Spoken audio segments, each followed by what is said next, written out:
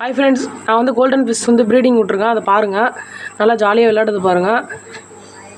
நானும் நல்ல பிளான்ட்லாம் அடியில் இருக்குது. முட்டைலாம் விட்ருக்கேன். நான் அதை காமிக்க மாட்டேன். பாருங்கள் பபுள்ஸை எம்மோ நுர வச்சுருக்க பாருங்கள். உங்களுக்கே தெரியும். நல்ல ஜாலியாக விளையாடுதுங்க. அதேமாரி இன்னொரு கோல்டு ஃபிஷ்ஷும் வச்சுருக்கேங்க.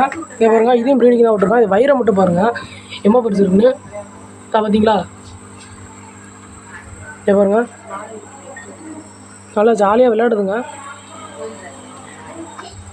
இதே பாருங்கள், மௌலி.